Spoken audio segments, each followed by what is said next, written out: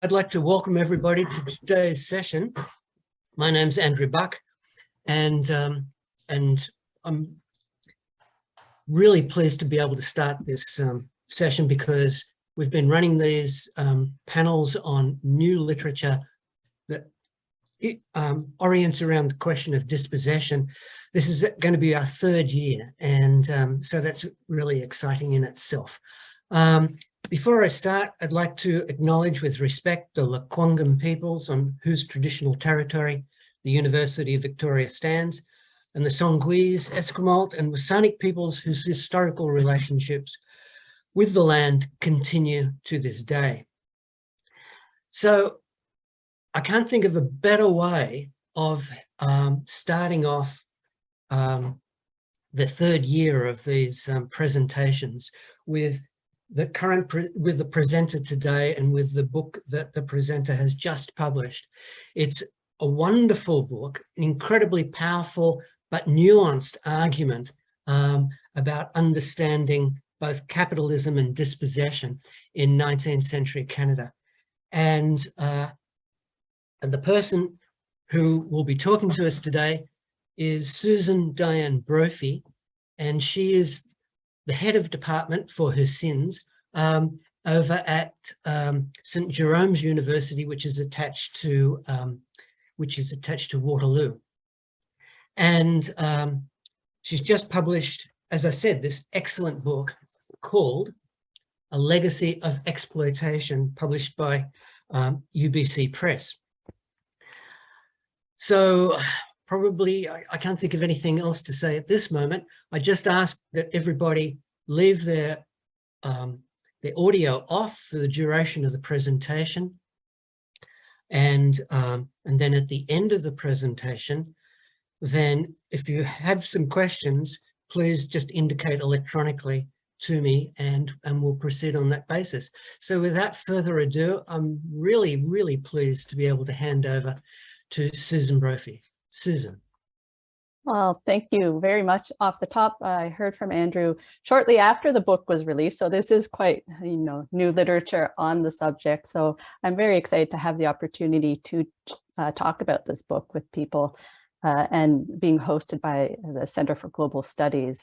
And happy to inaugurate the third year, so congratulations on that. It's not common that these can have the length and durability that they do, but it's a testament to the type of speakers you're putting together. I had an opportunity to look at some of the past speakers in preparation for this and was happy to be introduced to a lot of excellent literature through that outlet as well. So I'm going to be talking today. I do have a PowerPoint slide, as we've gotten used to do over the course of pandemic teaching. And for my purposes, I get very excited talking about this. So for me, I'm using it primarily as a way of staying on subject and hopefully staying under the time limit, because I could probably go on and on and on. So I do have a land acknowledgement. I live in Kitchener, but I work in Waterloo, but both sites are on land that was promised to Six Nation, and they occupy the territory of the Attawandaron, Anishinaabe, and the Haudenosaunee peoples. Obviously, in view of what I'm going to be covering in the subject today, this is an important concern and ongoing relationship. And it's something that is very not too far from where I live right now, where we have a land back site and a camp there in Victoria Park, or Willow River Park, as it's being known now. So I'm happy to have the opportunity to continue some of the ideas around dispossession that you've been talking about, and maybe take a little bit of a different perspective on that. And I've tried to be very upfront about that angle that I'm taking that might not have been something that came up too much, or maybe not necessarily as explicitly as I'm making it, which is a Marxist framework on relationships of dispossession. So I'm going to structure this a little bit differently than usual, which is to say I'm going to be very upfront with the theoretical framework, and then I'm going to let it go for a little bit and work through the ideas that I'm introducing under item 1 there. I'm going to provide some historical context, and this is when I tend to really get in the weeds, so I'm going to try and discipline myself and not get too detailed, but provide you with the information that's useful for item 3, which is going to be the analysis, where we see that framework come back and put into use, and then ending with a couple of conclusions, 1 or 2 slides just at the end there. So to give you a heads up of how I'm proceeding with this material. As I mentioned right off the top, right into the deep end with a big idea that's dialectical materialism.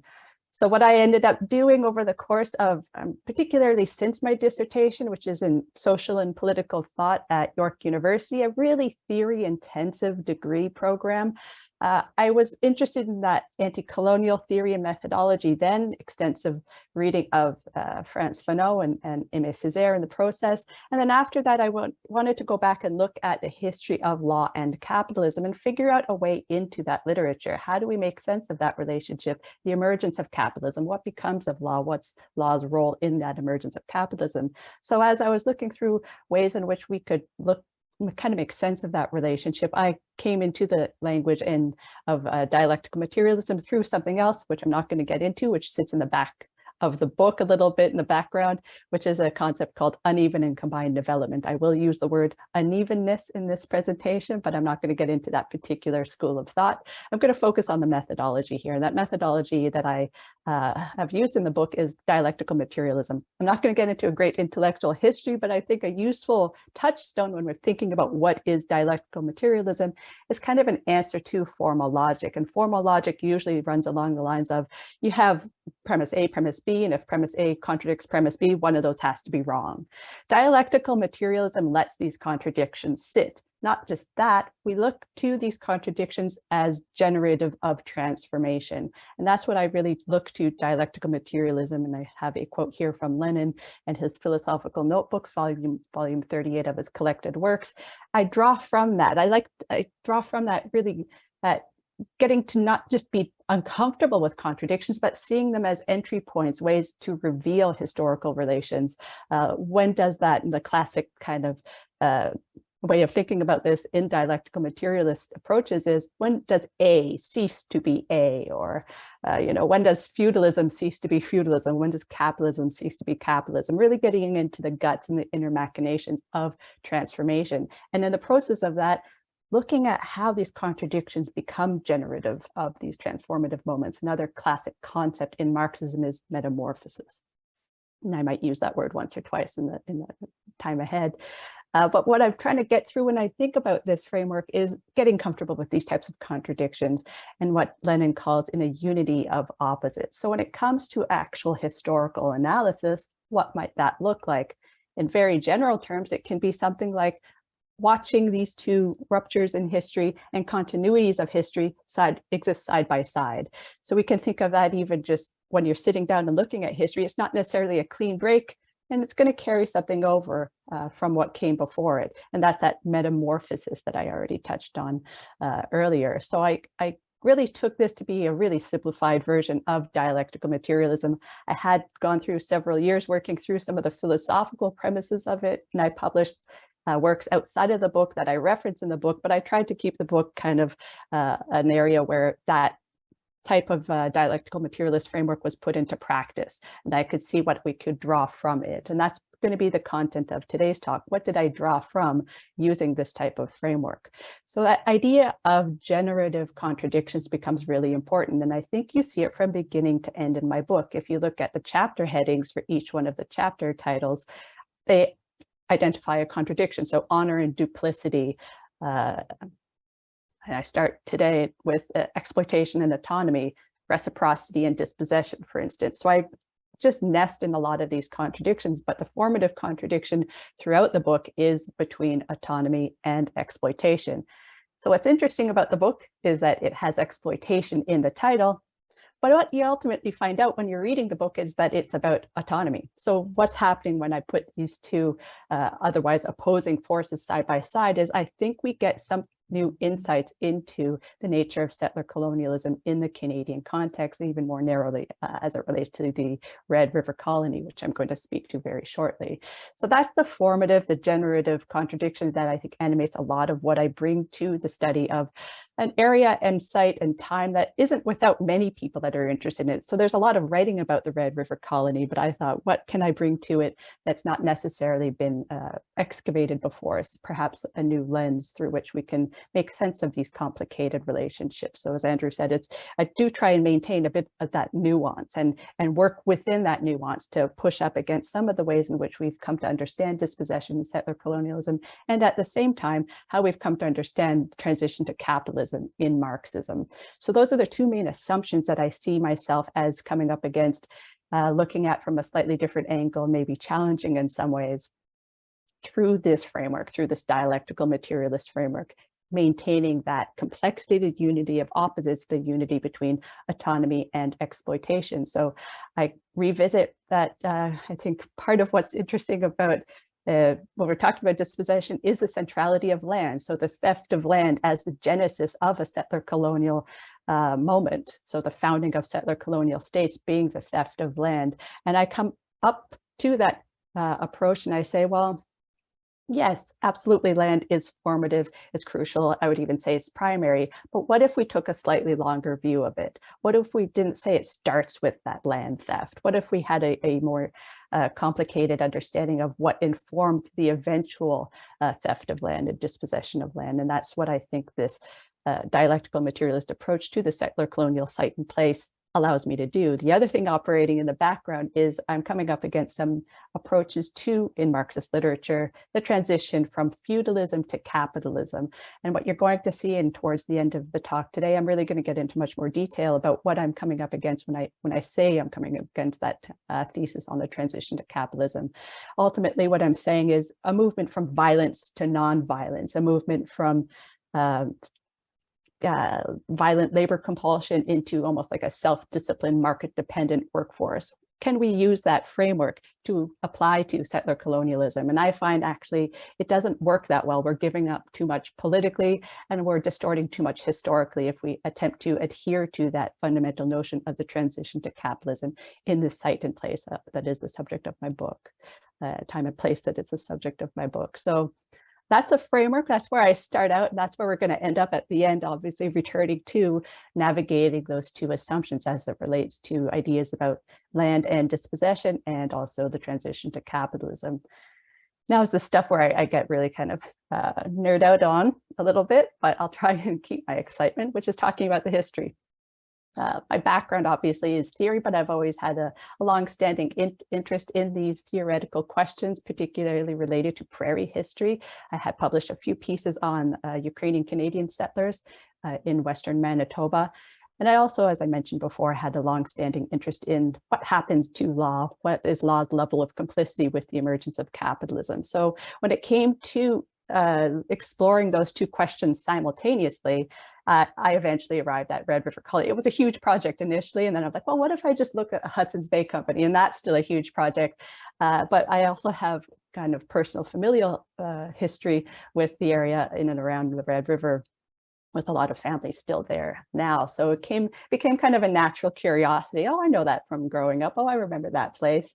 And eventually I looked more into it and I said, something interesting is happening at that Red River Colony where we see early capitalism. We watch that feudal company, the Hudson's Bay Company, start to morph and adopt these capitalist characteristics and qualities.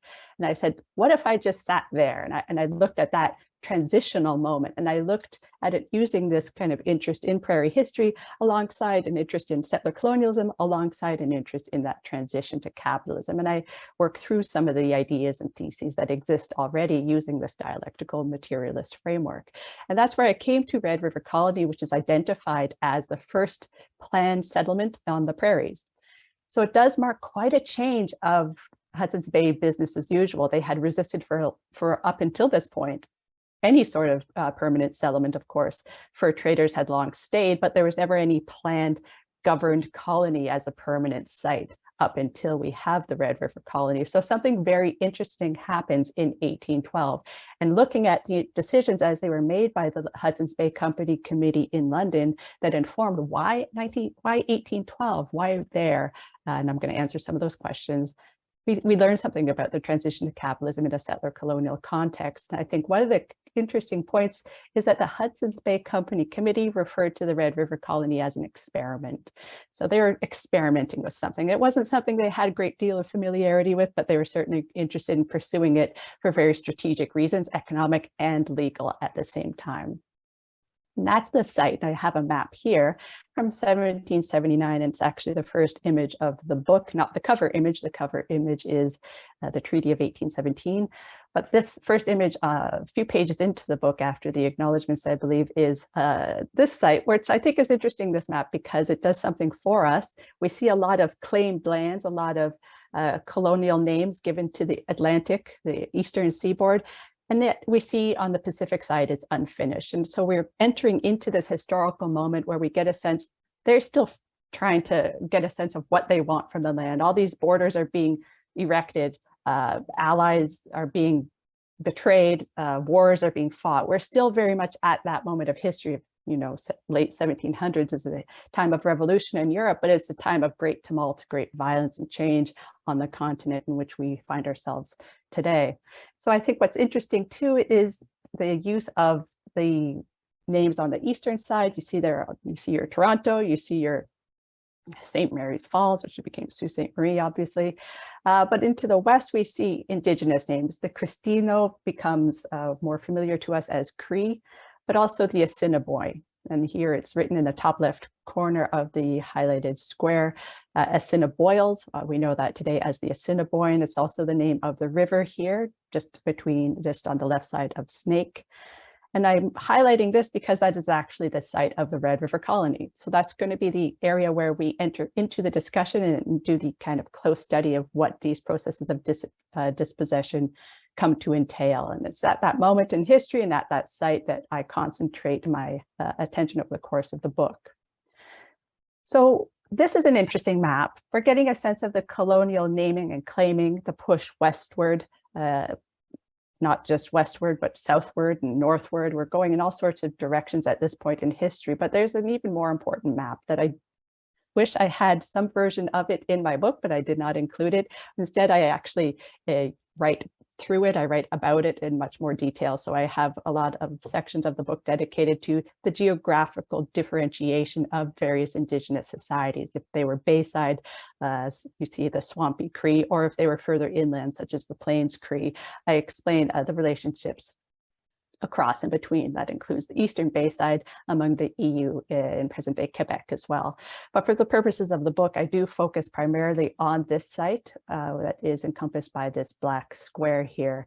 A little bit about Dene when we're talking about the shift northwesterly for the greater exploitation of furs and peoples. But primarily, if you know your Canadian maps at all, you'll know that central to this is the present-day province of Manitoba.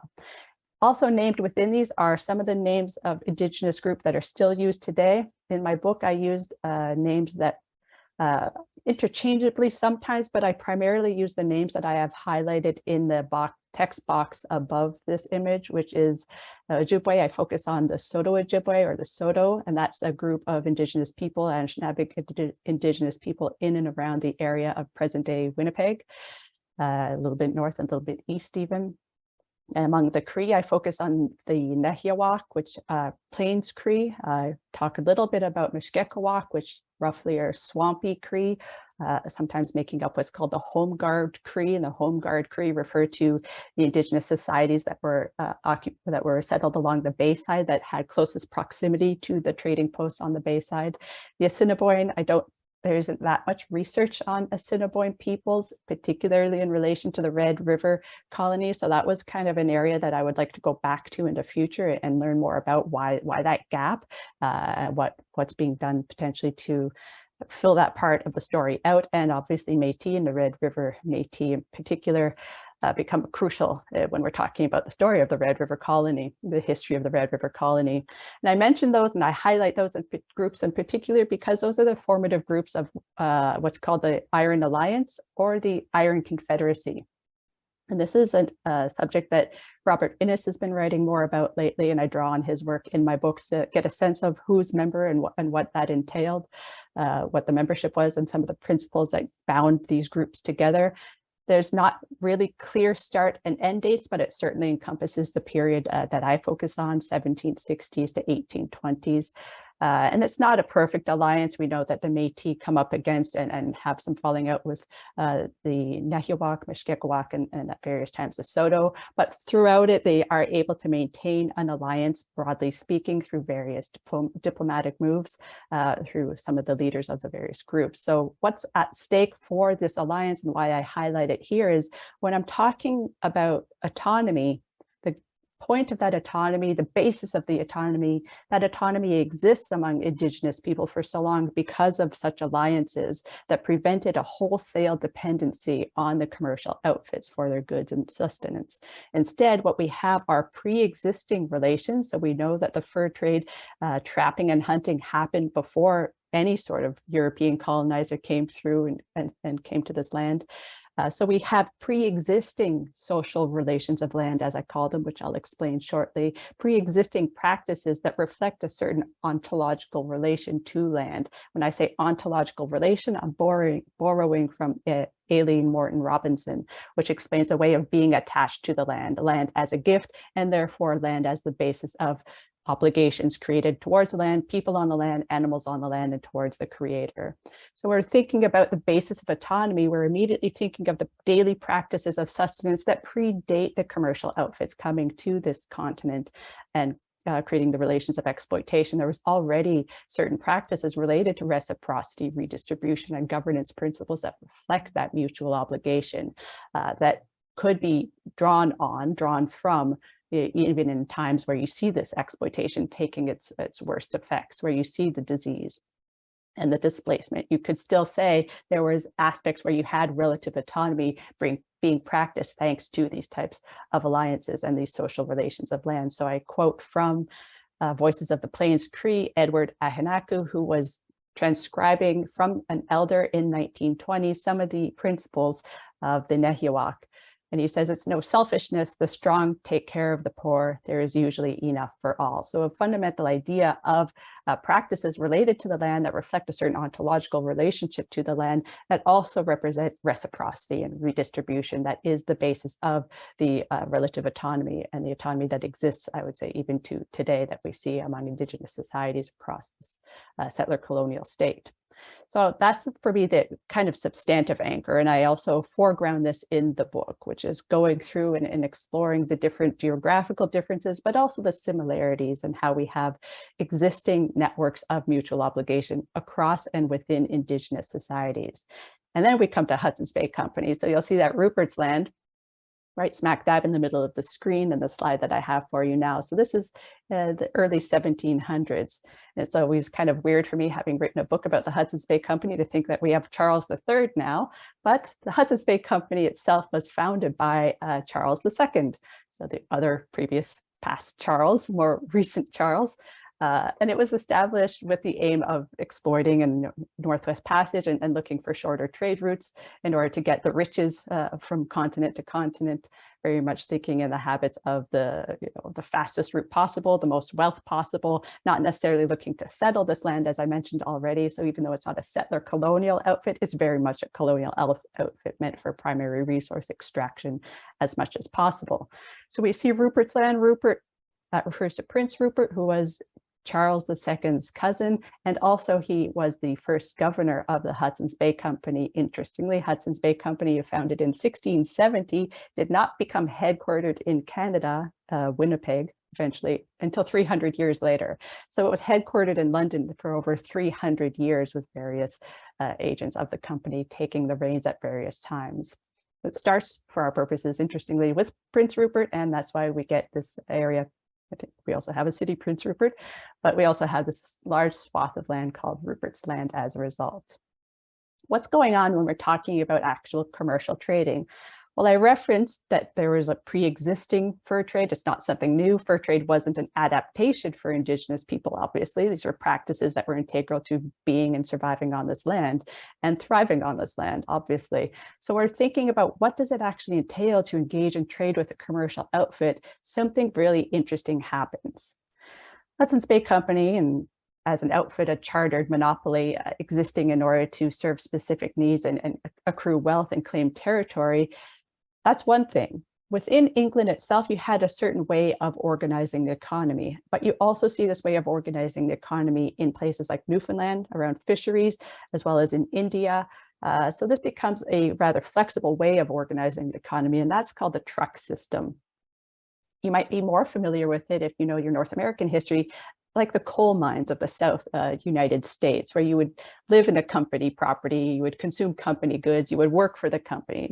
So when we're thinking about the truck economy, we're very much thinking a lifestyle wherein your consumption and production are tied to a single company. You're not paid in highly transferable forms of currency. Instead, you're advanced credit, often that credit's in the form of tools that you get from the truck shop. If you live in an apartment building, you might have a truck shop in the basement of your apartment building. That's where this comes from. It's all tied into a single entity. So you might get the tools for the trade in the truck shop. If you're a nailer, you'd get your iron and your hammers. If you're a fisher, you get your hooks, etc.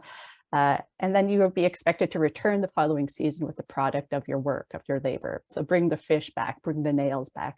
At the same time, you would also get the goods, your items for daily living from that truck shop. So you get your sugar and your flour. So it's very much your lifestyle is tied into this single entity, usually a private company. This becomes a really easy way for, in the furthest reaches of its empire at the time, for England to instill some sort of discipline and extract some sort of profit from the industries that exist there already. So advance the tools, provide some degree of sustenance, and then have the people come back, and then you would sell the products of their labor for an increased profit. In the case of the furs, an increased profit abroad in Europe. So we have a truck system, which Engels and Marx talk about, and they say it's hated and they try to get rid of it. It exists in the coal mines of England, but also in the nailers industry, cottage industry in England as well. We have that in place in the fur trade in the Canadian, what comes to be the Canadian context. But what's interesting about it is that it mixes with another type of economic, social, and legal arrangement. So when you have the truck economy, you have a debt-based obligation. I give you this credit, you're expected to return, and we're creating a relationship along those terms. We know that Indigenous people had been engaging in fur trade and fur production for millennia on this continent. And among that, we would see that furs themselves would be used as forms of gift. And we'd also know that they'd be used as for various things. You would use the meat, you would use the leather, you would use the furs as a way of sustaining yourself on this land. So you already had certain practices associated with the labor of the fur trade mixed with practices around reciprocity and the obligations produced around gift giving. So if I give you a gift, I'm not just giving it and then you're going to go away. Gift giving is very much I'm creating with you a relationship that's going to be expected to continue, and it's going to require some degree of mutual obligation. So that's what's happening when we're thinking about the nature of the commercial fur trade on this continent, is these two systems merge. You see them kind of coming together in an interesting way. And this becomes a point of contention and a point of concern for Indigenous societies eventually. But in the early years, it was mostly recognized. So Hudson's Bay Company, they would have their ships dock at York Factory up in Hudson's Bay. On that boat would be items designated for the gift as presentations, is the language that's usually used in the records. And in the course of that, what you would end up seeing is you'd need a gift initially to open the trade and a gift to close the trade, sometimes gift in between. It would be a multi-day process of exchange that would happen primarily around the posts, bayside posts in and around Hudson's Bay itself. So you would have these gifts designed to be gifts. They weren't something that would just kind of cobble together, oh yeah, I guess we need something. It'd be highly ritualized, and that would reflect a degree of recognition of Indigenous customary practices. So if you wanted to get furs from an Indigenous trade captain visiting that post, you would have to engage. That's what I mean by it was a condition of trade. You would have to engage in these customary practices as established by Indigenous customs and traditions. So we see that and we encounter this, and it creates these mutual obligations so that in the future, yes, we're going to have an agreement to trade in the future, but the first outlay had to be a gift. So you have the coming together of a truck economy and a gift-giving society. What's interesting is that Toby Morantz in 1990, talking about the effects of merchant credit in Canadian settler colonial context, says these two systems conformed perfectly.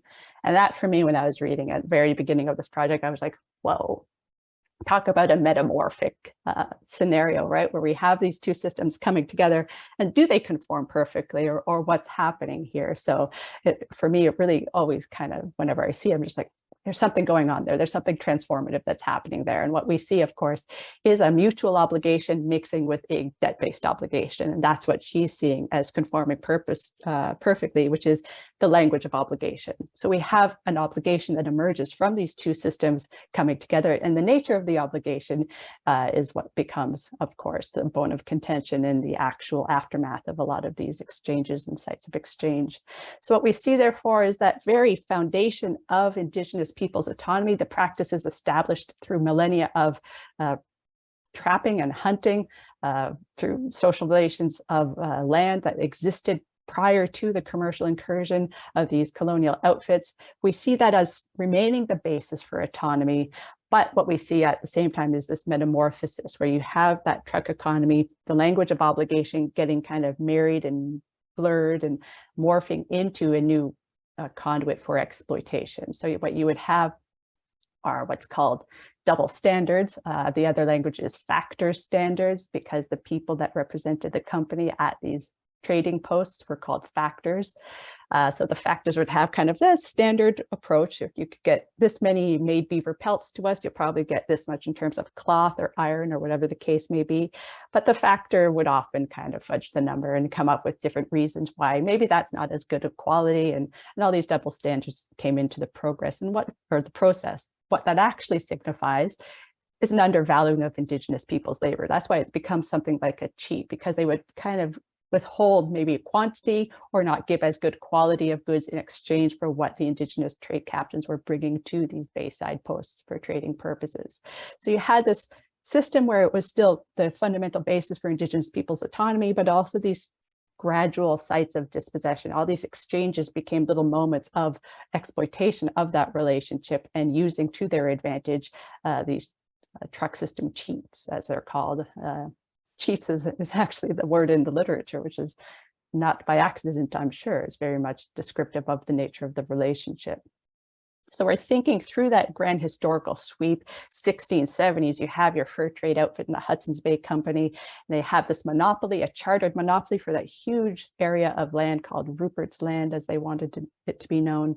But ultimately that didn't guarantee control. It was on paper, yes, they had this monopoly of this territory and all the watershed around the Hudson's Bay itself, but it didn't actually mean that they could maintain control. They weren't necessarily the primary outfit for trade production and sale in Europe.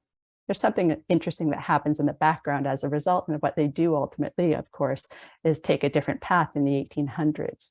One of the things that we see, of course, is that they didn't own the means of production. At this point, you couldn't house a bunch of animals into a single site and oversee the production of fur. We know that now as fur farms, but then it was still very much dependent on people coming back and fulfilling that debt-based obligation towards the company. But once you advance the tools for the trade, there's nothing guaranteeing that the indigenous fur trade producer or the Indigenous trade captain would come back with the goods of the trap or the hunt to you, especially in times of a heightened rivalry between fur trade companies. They could be intercepted, or maybe the other fur trade company was offering better or more for the same. So they didn't necessarily have control over production. And what we also know is that we have these ongoing alliances and confederations where Indigenous trappers weren't going to trap as much as they could and hoard and develop a whole bunch of wealth. That wasn't what the goal was. The goal was redistributed. The goal was to make sure everybody had enough. So you didn't necessarily have that incentivized element to engage in mass production, which is frustrating if you're a factor who wants to continue to accrue as much profit as possible. You couldn't incentivize Indigenous producers to go out and trap more. And that was something that they found also really frustrating, especially at the time in the 1770s, 80s, and 90s, which is the era we're getting into here.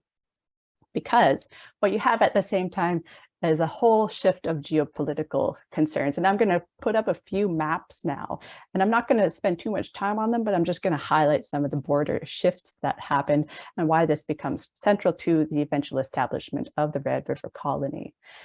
So the first map is 7 Years' War, and the second map on the right is post 7 Years' War. So of course, the key difference is New France. New France falls, France itself loses the 7 Years' War, and instead of giving up that territory, instead of giving up the Caribbean sugar plantations, they decided to keep their French holdings in the Caribbean, and they decided to give up New France to the British Crown. So that became on the right-hand side, post-1763, which is the named start date for my book. That line of proclamation, you have all of that being land claimed, therefore, from that point forward by the British Crown. So that proclamation line of 1763 refers to the Royal Proclamation of 1763, which is to say anything after that line was considered in the Canadian fur trade research, we call it Indian territories. Slightly different names on the American side, but meant to be the same, refer to the same geographical expanse. So all that expanse, mostly to the left of the red line, where you see the British colonies, is considered unceded, unsettled territory from the British Crown perspective. And they wanted to make sure that you didn't have a rush for land, so that you didn't have a bunch of American settlers scrambling for land and the American government establishing themselves in that land. They wanted to make sure that they were the primary body that people had to go to in order to negotiate settlement, and very controlled settlement. At the same time, we also know the Royal Proclamation as being one of the foundational principal documents, agreements, eventually the Treaty of Niagara, that establishes the recognition for Indigenous nationhood, Indigenous sovereignty. So we see both things happening at the same time. The British wanted to maintain control of that land to make sure there wasn't a great scramble for settlement on the Western expanse, as it's still quite unsettled on these maps. But also they wanted to make sure that the Indigenous peoples themselves and that nation status was going to be upheld and maintained as they were negotiating and working their way through these colonial relationships with all of these shifting borders. That's 1763 Royal Proclamation, and then more changes happened shortly thereafter. And one of the key ones that we end up seeing is the United States has its Revolutionary War, so that you can have a new international north-south boundary. So by 1783, we see that map on the right-hand side. These boundaries are still being contested. There's still no clear claim, no clear and rigid formal boundary, but obviously Indigenous societies are resisting and allying with different forces over these years and well into, as we see, the War of 1812 as well. So we see this little blue, it's cross-hatched pink and yellow. That's going to be part of the area we're going to be talking about when we're talking about the establishment of the Red River Colony. So this land here claimed by US and Great Britain, that becomes a point of contention for the establishment of this great area, Hudson's Bay Company's first established settlement in the prairies. So when we see this, we say, okay, I'm getting a sense Canada-US boundaries really starting to emerge, but we also get by 1790s the Constitutional Act of 1791, or it's also known as the Canada Act of 1791, where you have Upper and Lower Canada establishing themselves formally. And then you see Rupert's Land from that point forward. So in the fur trade context, Rupert's Land is broadly considered, when we're talking about Indian territories in the jurisdictional sense, that's where we're thinking. Our kind of proclamation line would be roughly the boundaries of Upper and Lower Canada.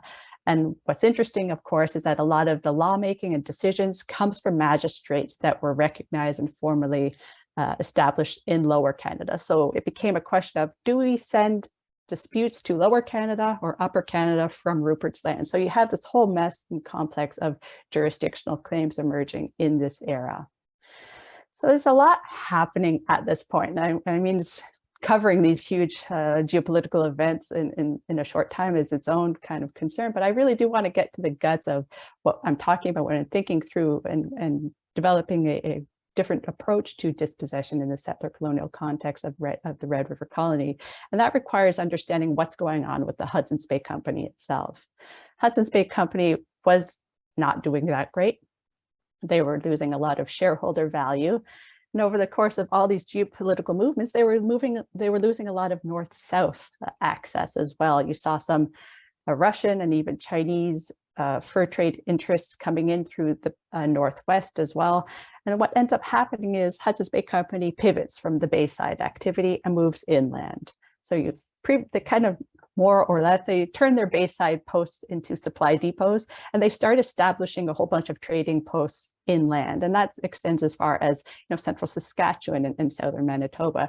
We have these new posts coming inland so that you can have more direct exchanges with the Indigenous peoples. Previously, you would rely on Indigenous trade captains to come to the Bayside post and engage in these rituals of exchange. Once the Hudson's Bay Company moves inland, it does mean a lot of new changes for what were previously trade captains with very specific roles. Now you have much more direct contact, and in fact, it was very much intended to intercept Indigenous fur producers from going to their rival company. At this point, it was a consolidated version of the Northwest Company operating out of Montreal. So they wanted to move inland very much to get into the face of this Northwest Company that had previously established themselves through old French fur trade routes, and we're continuing to make a claim on that central area around present-day Winnipeg. So Hudson's Bay Company shifts inland, sets up a Cumberland House and around Saskatchewan and Manitoba border, and they want to be able to intercept and get into more direct exchange with Indigenous producers for furs, especially because the fur trade wasn't as productive as it had previously been. So what we end up seeing is a lot of discussions in the literature around conflict, particularly even criminal conflict and murders, certainly physical assaults between Northwest Company and Hudson's Bay Company servants and agents. What I found when I looked at each of these instances that are cited by both parties, so you had them kind of complaining about the other person down the river, you'd have one post down the river not too far, so they'd be in quite close proximity to each other, ransacking each other's posts. But what you found was a lot of these were motivated by a desire to control Indigenous peoples. So you would have Hudson's Bay Company, for instance, if they saw down the river that an Indigenous producer that had previously transacted to them, so from their perspective, owed them a debt obligation, didn't come back to them, but instead was intercepted by the Northwest Company, this would kind of be the basis for fomenting a lot of anger, and eventually sometimes would even lead to some violence. So a lot of the conflict and confrontation at this time wasn't specifically around territorial and border maneuver between the two companies. It was very much a desire to control the Indigenous people and control the debt. So making claims on that debt as making claims on those Indigenous producers and the peoples. So that's an interesting kind of back story to when we're thinking about this. Some of the authors writing about the fur trade referred to this as a passive phase by the Hudson's Bay Company, but I see it as much more like they intended to go into the inland and make these aggressive moves so that they could transact more directly with Indigenous producers and take up space at a key juncture along the fur trade route.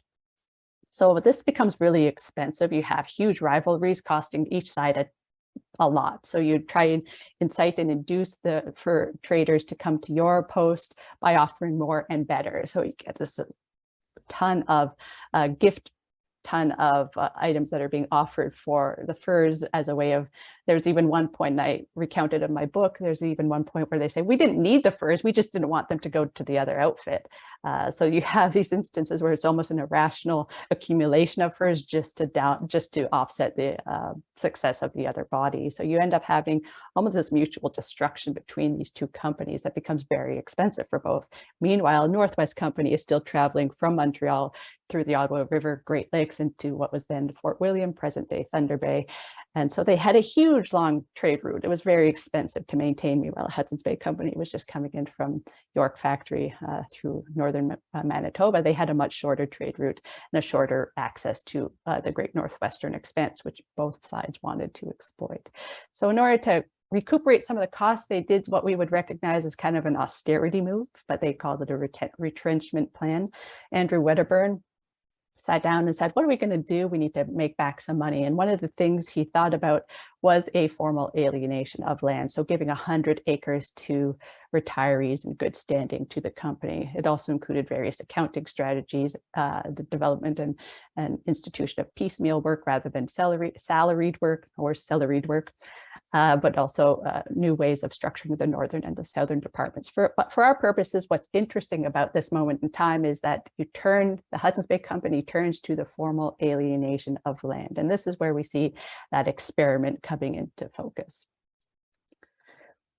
Onto the scene, we see an aristocrat by the name of Selkirk. He's an unlikely earl. He had to have 4 or 5 brothers die before he would become lord, so it's not probably a great feeling for him. But there he is, the Lord Selkirk, taking the manor. Douglas, the Scottish Lord Selkirk.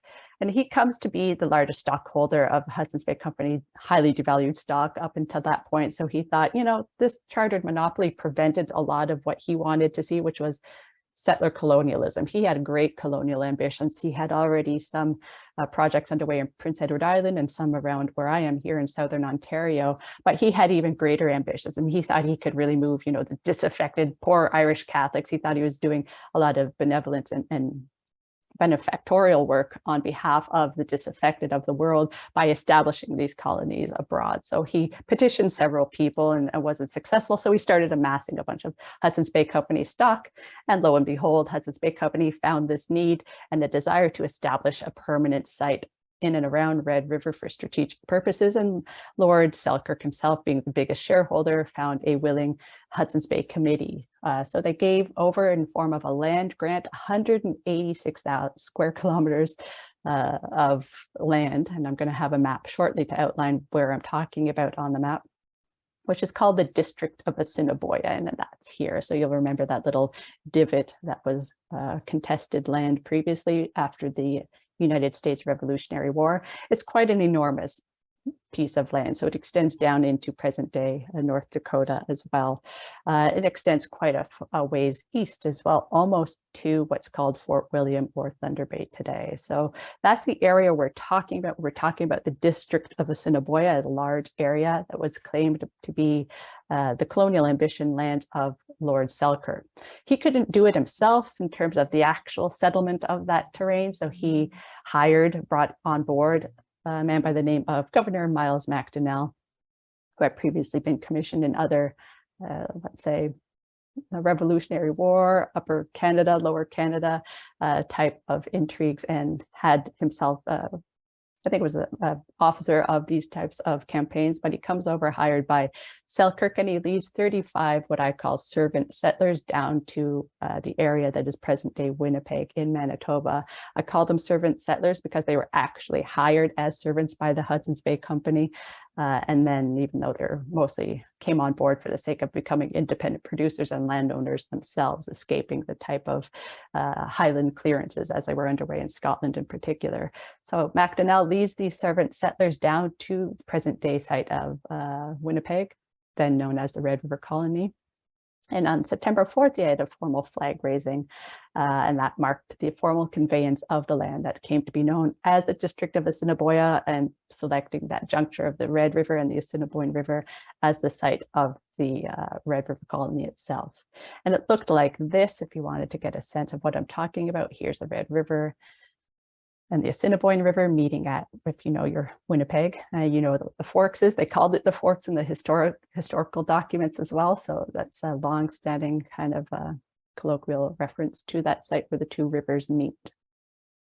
And you can see it extending towards Lake Superior and Fort William on the eastern side as well. So this was the area that came to be known as the District of Assiniboia. What they were trying to do was very much establish a permanent claim and reinforce the terms of the monopoly as it existed. The objective of doing so with the permanent settlement was to relieve the need for imports, particularly imports of meat coming in from the ships from London. So what they wanted to do was at the same time increase domestic production in around the area of Assiniboia, and also obviously reduce their reliance on Indigenous hunters.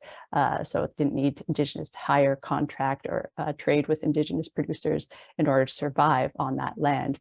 What this meant was they wanted to hoard as much as possible and control the outlay of pemmican.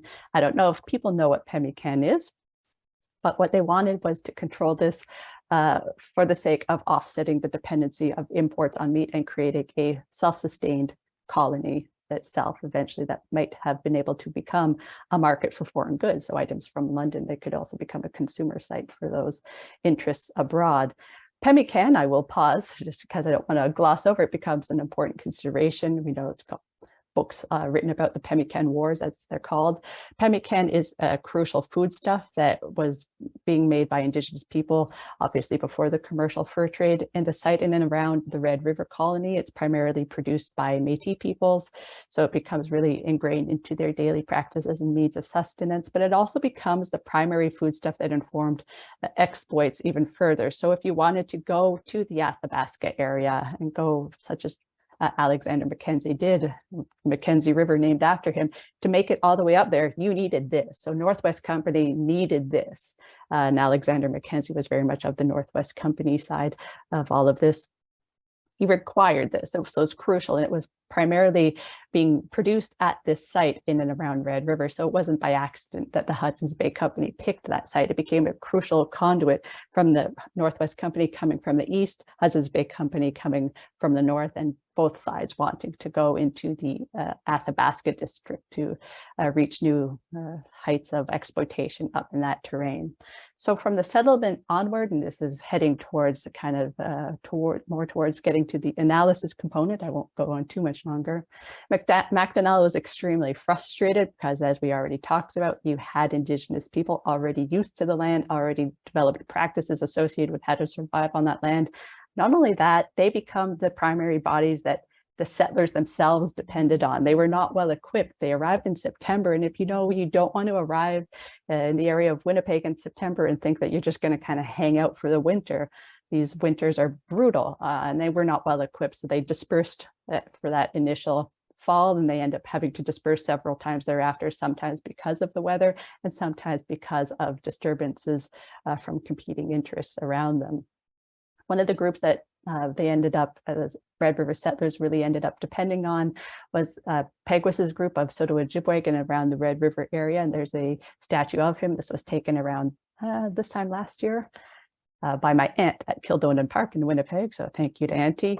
They've become really reliant on just the survival of these settlers, and there are several waves after 1812, became reliant on various Indigenous societies in and around the Red River area just to eat. So they looked to them for hunting, not just trapping, but they would still be accepting furs as part of the fur trade throughout all of this. Because pemmican was so crucial, and that was what was necessary in order to control and perhaps undertake exploits into the Northwest, Macdonell, frustrated, couple of bad winters, couple of bad hunts, issues in 1814 what's called the Pemmican Proclamation. There's versions thereafter when the first one didn't quite take, but of course, I already mentioned the Métis peoples were primarily producers of pemmican, and the Hudson's Bay Company or Macdonell or representatives of the settlement itself didn't engage or negotiate with the Métis leaders. They just introduced this rule, the statute, this diktat on them. So you can imagine it was not welcomed and it was not well adhered to. What ends up happening is a whole bunch of deterioration of the relationship between Northwest Company and Hudson's Bay Company and the representatives through the Red River colony. And eventually what we have at Seven Oaks, classic understanding of it is that people refer to it as a clash, a massacre, an event. What we do know is that there was 21 dead at Seven Oaks as a result of the conflict that had reached its peak between Northwest Company, including Métis and kind of a genesis of Métis nationhood at that moment, and the Hudson's Bay Company. So there's very heightened tensions, a bunch of dispersals, a bunch of forts burned down, a lot of recriminations and retaliations in the process of that. So part of what we're getting to when we're thinking about what, the eventual coming to the settlement and what happens after this kind of heightened gross kind of death and moment of violence is kind of an uneasy peace settles onto the colony. What we get, of course, is Selkirk visits the colony for the first and only time. He dies shortly thereafter, and in 1817, he approaches some of the leaders in the area to treaty for the land. This is a highly contested process. In the historical documents, and Peguis himself, who doesn't die until 1850, so he has quite a long life, reflects back on what he thought that process entailed and doesn't necessarily match with what is said in either the deed, the document, or the nature of the agreement itself, an agreement for use of the land. So basically recognizing Indigenous people would maintain some sort of custodial, landlord-ish type relationship, and the Red River and its agents, the governor, would offer a quit rent in order to use the land and various annuities. So we see that treaty. When I also want to make the point, and I make it in the book, which is the nature of the treaty, all of its complications, all of its nuances, reflects the nature of that fur trade, that mixing of gift giving and truck economy. And I don't think we can really understand what that means, that contestation of the land, that agreement regarding the land, unless we go back and look at the nature of exchange as they informed and led up to and shaped the nature of the relationships between the various groups that were on that site leading up.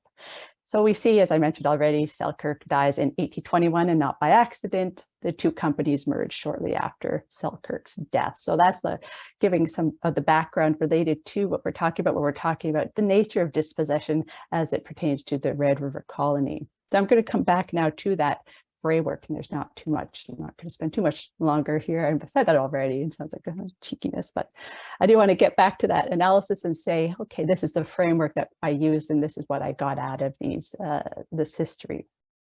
So coming back, and this is a repetition on purpose, coming back, that key historical point is that we have a bilingual autonomy among various Indigenous societies. And that's that point that drives and informs a lot of how I interacted with the historical documents and research, secondary research that I worked with over the course of writing this book. That means that there was capacities to resist and capacities to adapt. A lot of these capacities pre-exist the commercial fur trade, which is an important consideration as well, because it undermines that dependency thesis. Once again, the idea that Indigenous peoples were immediately and wholesale dependent on these commercial outfits for survival. What we also see is various allyships. So in times where it wasn't necessarily about trade, but more important than trade was a relationship of protection and agreement to be there for one another if either side was under attack. That becomes really crucial. You can see why, given all the shifting border lines around that era. But even more interestingly, what we see is a dependency by Hudson's Bay Company and its agents at the Red River, dependency on Indigenous people for survival. So we don't have this erasure of autonomy. And I think really going into the detail of the sites of exchange and all the conflicts that happened and the nature of how the settlement itself came to be, existed, failed over the course of those early years, really shed light on that frustrating relationship of Hudson's Bay Company to a lot of the ongoing autonomy of nearby Indigenous societies in around the Red River area. I hinted at this a little bit already, but that social relations of land as forming that basis of autonomy. So pre-existing practices that also are practices that were integral to daily reproduction. So social reproduction is the nature of language that we use in a lot of Marxist literature, just being able to reproduce yourself for tomorrow. A lot of these practices pre-exist the commercial fur trade and informed a lot of intergroup alliances and networks. So it meant there wasn't that immediate need to acquiesce to the demands of the fur trading outfits, for example. It reflects a notion of land as essentially inalienable. So it's not something that could just be bought and sold. It's something that represents an obligation. It's a gift, and it represents therefore an obligation between you and the land, everybody on the land, everything on the land, and you and the creator, and you receiving this gift of land from the creator. So these customs importantly associated that reflect these social relations of land don't disappear with the commercial ventures entering the scene. They're stretched, and they're stretched intentionally because they're meant to include these commercial agents within the network of obligation. So it was an extension of mutual obligation over the course. What we see is a distortion of the fundamental principles of reciprocity that informed that. And I think that's also integral to that treaty of 1817. So we see this basis of autonomy as also resisting the basis of being able to resist wholesale dependency on the commercial outfits. And this is what I see as very much central to comprehending the nature of dispossession at this site. But I think it may also provide a window into other sites as well, if we're going to go into the research and use a similar framework. We know that they're already laboring as fur traders. Fur trade was happening before the commercial outfits. So on the basis of those customary habits, they already had built in a capacity for autonomy of working with and networking with each other. So we have that relationship, that unity of the contradiction between autonomy and exploitation, and that exploitative aspect really takes hold when you do have extension of these customary practices to include foreign agents and commercial outfits. So they were neither wholly disciplined by the fur trade itself, the commercial fur trade, nor were they entirely dependent. So we have, therefore, a version of dispossession where it's uneven, fragmented, and nonlinear. And that's kind of the crux of where I like to the point that I try and make is understanding that fragmentation and that non-linear aspect of dispossession in these contexts. And that's these two assumptions that I've come up against and have retraced and examined from a few different angles. That first assumption, the idea that land, the theft of land, is the genesis of dispossession, and the second assumption related to the transition to capitalism, that there's a singular notion of the transition to capitalism that will apply, and we can identify all the characteristics of capitalism because those are the definitive characteristics of capitalism. These are the definitive characteristics of pre-capitalism. So I take this unity of opposites of autonomy and exploitation, and I go back to these assumptions and I say, well, what can we rethink about them in order to advance what we understand about settler colonialism in the Canadian context? When I go to ideas about the theft of land, of being the genesis of the settler colonial project moment, whatever word you want to use in that context, what I ultimately come to is a sense in which we're moving towards a bit of a stages telling of settler colonialism. If we say that moment of theft of land is the key, I think we're potentially shortening history a little bit. I'll get to what we mean by what we're losing when we shorten history by just starting with that theft of land relationship as definitive of settler colonialism. I think we're also potentially having to work backwards. We want to tell a fuller story about land relationships, but we're already starting with what Morton Robinson calls white possessive logics, and that's the title of her 2015 book.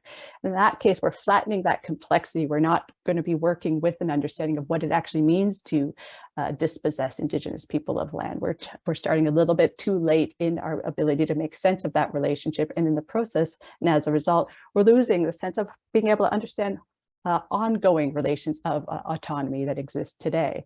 So what I try and do is I go back and I say, what can we gain from potentially expanding our historical perception of dispossession?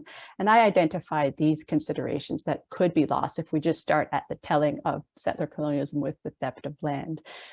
If you go back and you look at these individual sites of exchange through the commercial fur trade and the extension and stretching of these customary obligations to commercial outfits, what we see is a slow dispossession and distortion of these other core practices and traits, which is customs, mobility, times, beliefs, skills, community, health, and sovereignty. So each little moment where we have a little site of exchange in the fur trade, two groups interacting with each other for the sake of benefiting ultimately the fur trade outfit, we see this type of dispossession taking place, and it's much more subtle.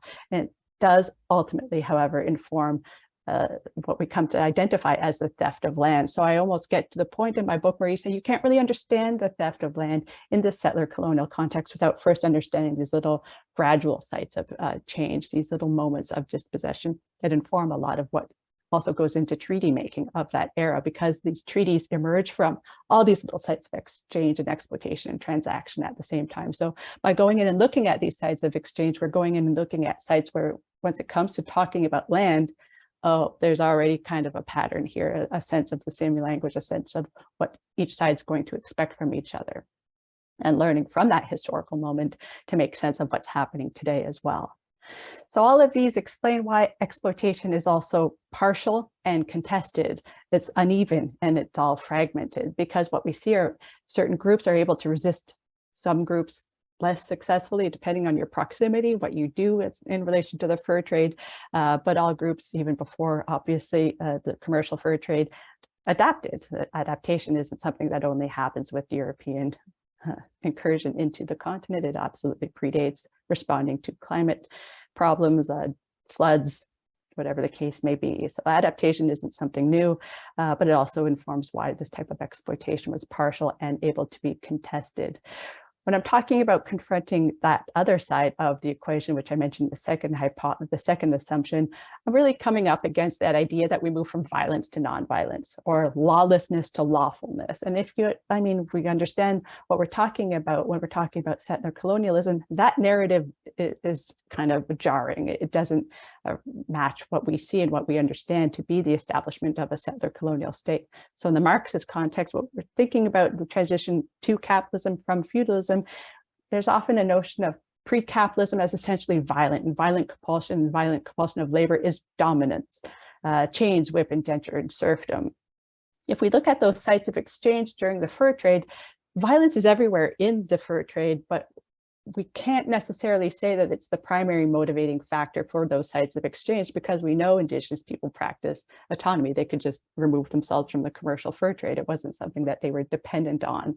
They weren't compelled to engage in that. So moving from a violent to non-violent narrative, even from the perspective of pre-capitalism, doesn't really match what we understand to be the nature of fur trade, which isn't to say the fur trade wasn't a violent, it was brutally violent murders and beatings and kidnappings, everything beginning to end that you can imagine happened during the fur trade. But we're talking about the sites of trade as points of exchange. We know that the ritualization of those transactions, building in gift giving, we have something a little bit more complicated happening there when we see that extension of mutual obligation.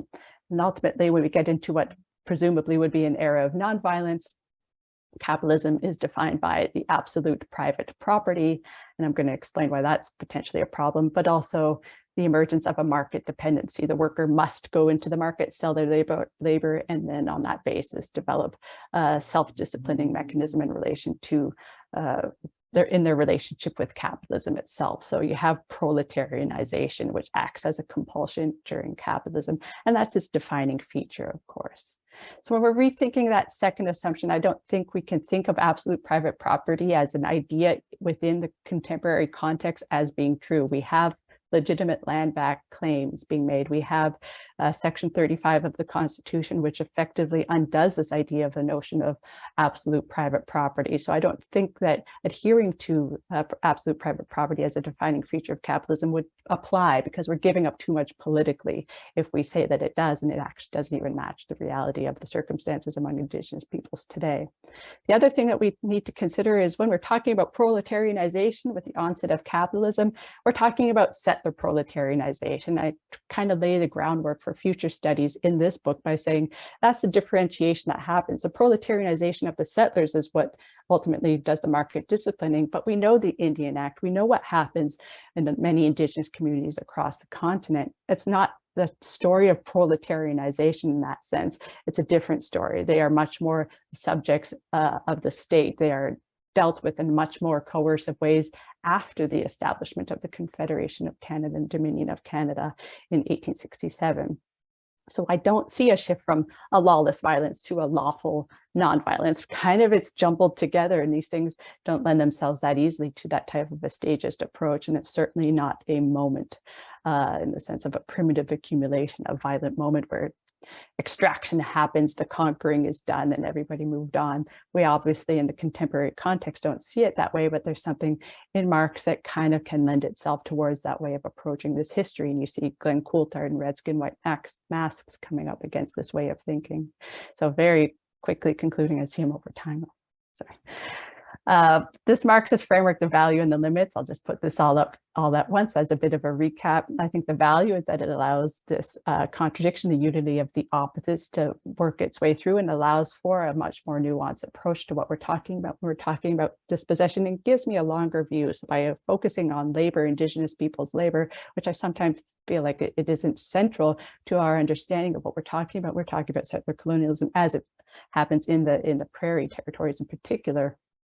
It gives us that longer view of dispossession, allows us that much more nuanced understanding, so that when we come to understanding treaty negotiations, we already have a language that says, okay, this was the expectations that informed and the social obligations that informed the treaty making of that era. And the limits, of course, I mentioned was this kind of simplistic notion that we move from violence to nonviolence, that kind of crass stages, and that undoes a lot of, it almost negates autonomy of Indigenous people during the fur trade itself. So it doesn't match the historical realities of what we're talking about in the Red River context either. So the proletarianization piece is something that I noticed Glenn Coulthard and Red Skin, White Masks takes up as well, saying that that's primarily a settler approach when we're thinking through proletarianization and wage worker and the development of dependency on market. At that, in that context, he's more interested in, this is the focus of his book ultimately, is more focused on the violence and what happens with the formal founding of Canada as a nation state. And the other piece, of course, is absolute private property. I think we give up a lot of important momentum and crucial foundation for land back arguments if we just kind of say it's all capitalist, it's all private property. It doesn't even match the reality of today. And I think Section 35, among other documents and treaties, underscore this point that in fact it's not an absolute private property relation that we have in this version of capitalism in the Canadian context. So what I ultimately think that last point is forcing me to do is come back around to my old training with respect to anti-colonialist methodology and theory and revisit Fanon. And I borrow this from Michael Goldhawk, which I saw on Twitter not too long ago. It's that classic meme from The Simpsons that says, "Don't make me tap the sign." Like, you should know this by now. It's the bus driver on The Simpsons, but Goldhawk includes content from Fanon, which is anytime you come to colonialism with a Marxist framework, your Marxism must always be stretched. That's the classic takeaway from Fanon that you see in Coulthard and that you see in a meme version here from The Simpsons. So I'm doing in the vein of stretching Marxism when you come to a colonial site of study, which is kind of what's expected to do and should be done. So the point of all of this ultimately is that we move from an abiding autonomy, but it's also in response to this abiding autonomy that you actually see more violence. So you don't go from violence to non-violence. What I think you would see is a movement towards greater violence in response to Indigenous people's autonomy, a quest for executing greater control over Indigenous populations with the establishment of Canada as a formal jurisdiction in relation to the sovereign crown. What this also does is if we do away with this complexity, we just say it's too messy. The other thing we have to be careful of is if we say we're moving from not necessarily violence to non-violence, we're not also saying it wasn't violent. It was a violent era. So we don't want to say that, and this is something I cover in my book, it's not a statement of Indigenous people's complicity with colonialism, or another way of putting it, they weren't alibis of colonialism. It's much more complicated than that, because if we do away with the realities of their abiding and ongoing relations of autonomy, we risk undermining how we can understand Indigenous movements today as well. So we don't want to now clear the way for, oh, Indigenous people were happy conduits of this type of exploitation. That's absolutely not. And that's the other side of what we need to be careful of when we're talking about this, maintaining autonomy and exploitation in a generative tension with each other. So we don't now go back to that thing that we see in a lot of Hudson's Bay Company commercials and their Heritage Foundation commercials in particular that end with, we're a nation of adventurers, which is kind of like, in the background, you have a bunch of Indigenous laborers working to help David Thompson reach the highest exploits of the Northwest, right? So that's the kind of imagery that you get, and Indigenous people's labor very much in the background, and it is a claim on what it means to be Canadian, and kind of you have that alibi role of Indigenous people and their labor in the process. We don't want to go there. We have to keep these two things in tension, that autonomy and exploitation. And I think this provides us with a more frank account of the nature of settler colonialism in the Canadian context, and we can get a more nuanced sense of what we're talking about. We're talking about dispossession as a result. So thank you. Up a long time, sorry.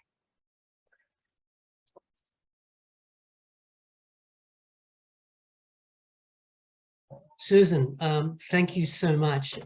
As I was listening to your presentation, and having been into the book, I went back to my undergraduate days doing history, and in those days we read E.P. Thompson and other Marxists, and it was really thrilling. And then we all got academic jobs, and by the time all our contemporaries got tenure, suddenly we weren't talking about the transition to feudalism to capitalism. That had sort of got lost, and it all came back today. It was just absolutely thrilling. It was a wonderful narrative and a wonderful explanation. And thank you so much indeed. I know that people have had to leave because of time constraints and stuff, but we do have a little bit of opportunity if anybody has got some questions, such as Rod. Well, thank you very much indeed. As Andrew says, a wonderful presentation, all kinds of insights. I wanted to pick up on the one point that you were making about this question of contradiction and complementarity being the occasion for transformation, and in particular the way in which the debt-based obligations and the customs, the customs-based obligations work together to give us, in a